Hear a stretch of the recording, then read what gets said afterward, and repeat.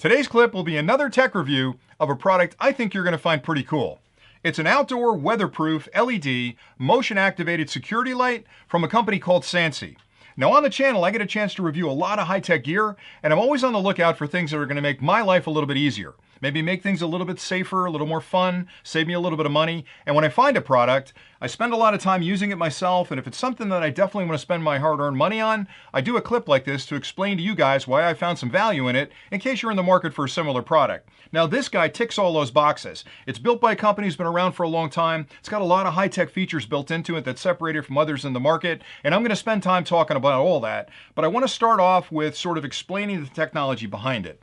Now, lighting is something you may not give a lot of thought to in your home. I think about it an awful lot because, first off, I'm a nerd, so I'm always thinking about technology. But more importantly, if you look at your energy bill every month, the vast majority of the money you're spending on energy goes to lighting.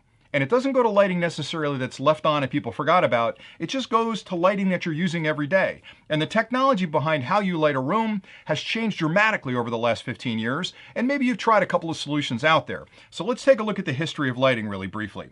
For the longest period of time, we've been using incandescent light bulbs. Ever since they were invented by Thomas Edison, all of us have been screwing in incandescent light bulbs, turning them on and just using those to light a room.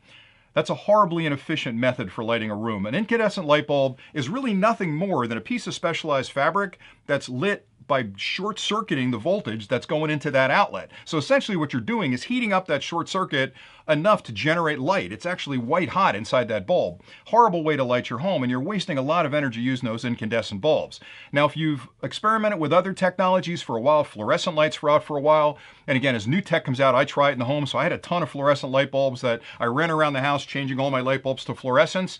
I wasn't really happy with them. I found that they made noise, they were dimmer than the actual incandescents I'd replaced, and they were efficient, but they cast a really weird light. They weren't as nice as far as the pattern of light that they cast in the house. So I used them for a while because we saved a lot of money with them, but I was never really a fan of them. Now LED lighting, which this is based on, came out a good 10 or 15 years ago, and the challenge with LED lighting out of the in the beginning out of the gate was that it wasn't real soft. It was very harsh. It had a very blue light to it. It was dim. You had a hard time getting really bright LEDs. They were expensive and they were complicated. That's changed dramatically in the last 5 years. There are companies out there like Sansi that have perfected LED lighting, and what has changed dramatically, I guess, is the way that the bulbs are created, or I should say the lenses are created that amplify that LED lighting. They've made them much more of a softer white, so it's very, very similar to what you get with daylight or incandescent bulbs, and they've just really improved their usability in the home. Now this one is based on the latest generation of LED technology, and I'll spend a little bit of time talking about what separates it from the pack. But before I do, let me explain the company behind this product. So if you look for LED lighting out there, there are a ton of companies that make it. You can get on the internet, go to Amazon, go wherever you want, and you'll find hundreds of companies that produce LED products. The challenge is a lot of those companies are not really in the business of lighting. They're sort of companies that buy an LED from one company, they build a housing, they plug them together and sell them to you. You don't know if they're going to be around a year from now. Sansi, the company behind this, has been around for a long time. They've been in LED technology, not only for lighting products, but for large billboards. So if you go to Broadway, a lot of the billboards that are up in Broadway are built by these guys. They make very specialized lighting for big buildings and industrial and commercial use. So for them to come out with a consumer product like this really gives me the confidence in knowing that I've got a company here that has been in the business for a while and really understands how to build a quality product. So that's the company behind it. The product itself is an incredibly cool product when compared to others, and I'll talk about that in a second. But before I do, let me show you what you get with the kit. So when you buy this product, it comes with everything you need to install it in your home. You've got a really nice manual that explains how to install it, how to mount it, how to wire it, all that.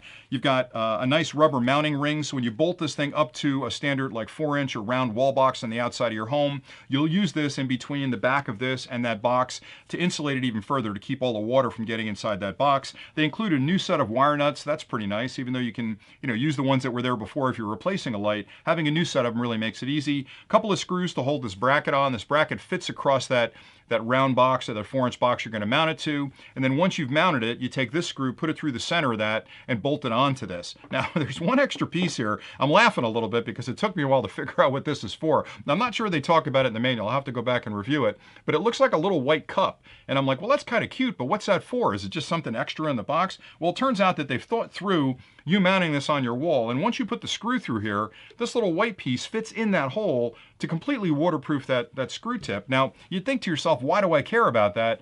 Well, honestly, over time, that little hole is going to be a great place for bugs to get into and dust and dirt. And then if you want to pull this thing off the wall later on, you've got to fight your way through all that mess to get to the screw behind it. So having this cap on there just completely waterproofs the whole thing. And I know it's a small detail, but when I see something like that from a company, it really puts me in the mind of knowing these guys are thinking about me as a consumer, and they're thinking through everything I'm going to do with this, and they've taken the extra step to have a mold built for this and have this thing actually cast to include in the kit. So they really care about your usability of this and the long-term use of the product. So pretty cool. All right, so let me talk about the product a little bit. Now, I've got some close-ups coming up that'll show you a little more about these features, but in essence, what you're getting with the product is a ready-to-mount system where it's completely sealed in the back. You've got plastic on the back, 3 wires coming out of it, standard casing here that'll fit on, again, a round box or a 4-inch square box. I'd recommend the round box because it'll mate up perfectly with that, but everything is mounted and ready to go. These 2 lenses are completely, you can move them up and down. You can put them exactly where you want to put them in the backyard. You've got 3,400 lumens of light power, which is a lot of power. It only draws 30 watts of power, but it can produce the equivalent of 250 watts of incandescent lighting. So if you've got 275 watt light bulbs in your backyard or floodlights in your backyard, this is 250 watts versus the 150 for 2 of those. It's got a motion detector on it, and I'll explain that in more detail in the next section, but you can swing this to any direction you need. There's sensitivity adjustments on the back. It can be manually activated, which means you can use a wall switch to turn it on, or you can set it up to be automatic, where it's going to look for motion in a particular area. When it sees motion through that area you're paying attention to, it'll turn on for 1 minute, 5 minutes, or 10 minutes. You get to adjust that on the bottom. You can also adjust the sensitivity, and I'll talk about that in the next section as well. What separates this from the competition, a couple of things. First off, the lights, because LED lights are much more efficient than incandescent or fluorescent lights. They're also tremendously durable, so you should have this on your wall for a long, long time. Incandescent lights, standard light bulbs, typically will last you a year or 2. If you're using a normal switch, they'll probably fail more quickly than you would if you were on a dimmer, because obviously bringing that current in, that inrush of current across that filament can blow them out pretty quickly. So with this, I like it because I'm a cheapskate and I'm lazy. So having something like this that's much more efficient when I'm using it, and knowing I'm going to keep it a lot longer than changing 8 or 10 incandescent bulbs, means I'm saving money, not only in the replacement bulbs, but also in the energy I'm using when I'm using it. The other thing is I'm lazy. I don't like getting up on a ladder in the backyard changing out those the floodlights that are out back. I'd rather just put something up, let it stay up there for a decade, and if it does fail, I'll take it down and replace it at that point. One other key difference between this one and a lot of the other ones I've looked at, and I researched this thing pretty extensively. I've been using this for a couple months now in the house, and I've got a bunch of them mounted. One big difference between this and a lot of the ones I looked at was, you'll notice first off, they've got 2 panels, which means I can adjust these in completely different directions, which is really nice because I can throw some light down on a walkway over here and maybe some accent lighting against the bush or another walkway in that direction. Some of the other ones didn't have those dual panels. They had one single panel where all the LEDs were mounted on it, and pretty much wherever I pointed it, it gave you almost like a searchlight focus on where that light went, but didn't cast a lot of light outside of it. It was a really harsh light. Having these 2 panels means that if I need attention with light in a particular area, I can point them in the same direction, but I like the fact that I can flip them vertically or horizontally to sort of create the pattern of light I need in the backyard. Another key difference is, because these are individual lights, you'll see them on here, they're ceramic based, which means they're going to last a long time. A lot of the companies that build inexpensive solutions like this use plastic bases, and these things get hot, so over time that base is going to melt. This is a ceramic based product, which means it's going to last a lot longer than the other guys through the summer, through the winter, through any kind of rain you've got, completely weatherproof. But also another key difference is these lights are not all part of one printed circuit board. Each of these light modules individually have their own printed circuit board underneath, and why that's important is because, heaven forbid, one of these goes out, you don't want to lose the entire panel. If you lose one of these on this particular unit, you'll still have plenty of light with the other 7 that survive or 6 that survive, so you can kind of keep it up there even if LED goes bad. Some of the other units I looked at, they were all one converged unit, so if I lost one of the LEDs or the printed circuit board was damaged for some reason, everything went out and I'd have to change the whole unit out. So they've really thought this through from a lot of different ways. I like it a lot. I've been, again, using it for quite some time, and it's really just doing the job for me really well. I love the fact that it's got a motion sensor on it as well. I probably should talk a little about that. So this can give you a 180-degree attention span, so it's going to give you as wide as you want to see anything moving through the area. You also have sensitivity on the bottom, which will give you the range. So basically you're looking down at a particular area, and you can extend that range out up to 50 feet. Now, I would caution you that if you've never used a motion sensor before, you don't want it super sensitive, because every time a squirrel runs through that area that you're tracking, or a leaf blows through in some cases, it's going to turn on the light, and it's going to drive you nuts because it's going to be blinking on and off all night. So you can put it in test mode, go out back, have your son or your daughter walk through the area while you're up on the ladder making the adjustments to see exactly what that zone of attention would be back there for it to turn on. You'll get used to that over time. But I love the fact that it'll go out to 50 feet and it's got 180 degree sensing that way. Now, the way this thing works is it looks for differences in temperature. So it's got the motion sensor in there that's looking for your warm body or an animal's warm body walking through the cold air next to it, and it triggers on that. One other nice feature they've got built in is a daylight sensor on the end, so it knows day from night, so that during the day, if somebody goes through that zone, it's not going to turn on and waste energy there. It's only going to come on at night. One last feature, which is a big difference between this and a lot of the others, most of the others, you have to get up on the ladder and decide, is it in manual mode, which means can I turn it on and off with a switch from inside the house, or is it in automatic mode? You have to decide that with a switch. If you put it in automatic mode, and you turn the switch on from inside the house, it'll only come on for whatever preset time you've got. And that's a pain, because if you're having a party in the backyard, you want to be able to sort of have it in automatic mode most of the time, but every now and then you're going to want it to stay on once you turn it on. And with those other models, you can't do that. You've got to get up on the ladder and put it in manual mode. With this one, there's a way to trigger manual mode through the light switch. You turn it off for a couple of seconds, turn it back on, and that's all explained in the manual. So what that means is I can have it in automatic mode most of the time, which is exactly what I want. But when I'm having a party out back and I want the lights on all the time, I can go inside to the light switch and very simply put it in the manual mode and keep it on as long as I need to. So they've really thought through everything, which is something I really like. I'm going to give you a couple of close-ups now to show you what it looks like. Then I'm going to take you outside, show you how I mounted it in one section of the house. And if I'm lucky, I'll try and give you some video clips of me walking into the area and turning it on at night. We'll see how that turns out. Then I'll come back with some conclusions at the end. But that's pretty much it for an overview. Stay tuned and I'll give you some close-ups to show you how the unit looks when you get really close to it. Now we'll take a closer look at the unit itself, and I've got it flipped over on the table, so you're looking at the back of the housing assembly here, and you can see they've got a piece of plastic that shields the electronics inside from any of the elements. They also include a really nice rubber gasket that's custom fit for it. I suggest you use this because when you mount this onto the box that's on your house or on a wall, this will actually get squeezed as this is tightened into the box to form a perfect seal around the outside to virtually eliminate any water from leaking in there to get to the electronics behind it. Here we have the motion sensor. You see a couple of different knobs and switches on the bottom of this. This one right here determines how long the light will come on, and it's also got a test mode, so it's over to the right. That's the test mode. When you first put it up, you can adjust the range with this knob for the sensing area that you want to have this thing pay attention to. And then there are 3 other settings, 1 minute, 5 minute, and 10 minutes, and that has to do with the auto functionality of the product. So when you put it in one of these modes, when it senses movement within the area you've defined, it'll turn on either for 1 minute, 5 minutes, or 10 minutes. And then this range adjustment helps you determine exactly how much space you want to cover. You'll spend a little bit of time fooling around with this in test mode when you first install it.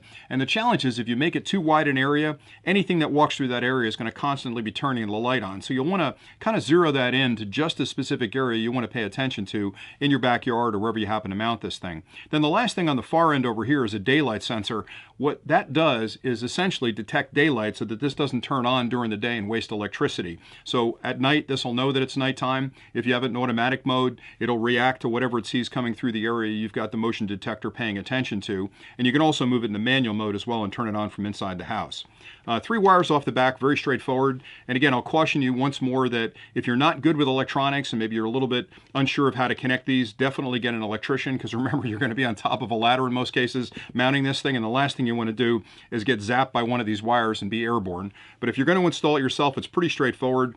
You'll find there'll be 3 wires in most of the outlets that you'll want to connect this up to. The black wire is the hot wire from the house. The white wire is the neutral, and the green is the earth ground. You'll see probably 2 or all 3 of these wires in the fixture you're going to mount this to. What I'd recommend again is make sure you turn the electricity off before you even open up the box you want to mount this thing to. Once you're sure the electricity is off, go one by one on these wires. I typically go with the earth ground first, then I go to the neutral here, and then I go with the hot wire. And there's wire nuts included with the kit that'll help you make that connection. If we take a quick look at the bulbs themselves, now This is a pretty interesting unit because I mentioned before that a lot of these units, what they'll do is actually have all 4 of these LEDs mounted in one printed circuit board. And the challenge there is that that one printed circuit board could fail and you'll lose all the LEDs. This has 4 separate LED assemblies in each of the sides. And what's nice about that is, over time, if you lose one of the LEDs, the rest of them will still function, and that guarantees you'll still have some lighting in your backyard. What I don't like about some of the less expensive units where they're all part of one printed circuit board is if something goes bad on that printed circuit board, you can lose an entire side, which really dims that ability of this to light your backyard. So kind of a cool fixture there. And it does come in black and white. I've got it in white because it fits my house perfectly. All my other fixtures are white. So that's pretty much it. Here's the sensing area for the unit. You're going to want to point this in whatever direction you want to pay attention to. So if you've got this mounted on the back of your house, I've got it upside down right now, but you're going to want to point this at the ground and again, zero this in on the area that you want to pay attention to have these lights turn on automatically. I installed one of the Sensei lights on the house just above my garage door, and the intent here is that it'll sense when a car pulls up to the house and it'll turn on and provide plenty of illumination so people aren't stepping out of a car into a dark driveway. Now I've got the attention of that infrared detector really tight up against the house because I don't want to turn it on every time somebody pulls into the driveway or a squirrel or a chipmunk runs through. I really want to pay attention to the area right in front of the garage door and again provide the illumination needed to enter the house. So let me show you how tightly I've got that set up. Again, I'm here, it's not sensing me. When I get close enough with the car to right about here, it'll turn on. Now, the car is going to be hotter than I am and it's going to be bigger than I am, so it actually catches the car somewhere around here. But what's nice is because I can sort of direct where that light goes, I have plenty of light on the ground for people getting out on either side of the car. I also like that if I walk up, maybe I park over here and I walk up to the house and use the keypad, it provides plenty of light to get to the keypad and get me in the garage with no issues. Now, I could change that. I could take that infrared detector and point it further out in the garage and crank up the gain on it, but then it would see every car coming and leaving the garage or in the driveway even, or every little animal that ran through would be turning on and off all night, and that's not what I'm looking for. So for me, that's the perfect setup. And again, I've got it on test mode right now, so it only comes on for a short period of time and then it turns off. But I like it on for about 10 minutes. That gives people plenty of time to get out of the car, take the groceries out of the trunk, whatever they have to do, and then it'll turn off when they're finished. So pretty cool light. Again, very tight, nothing here. As soon as I get close enough, boom, it comes on. So I like it an awful lot and it works really, really well.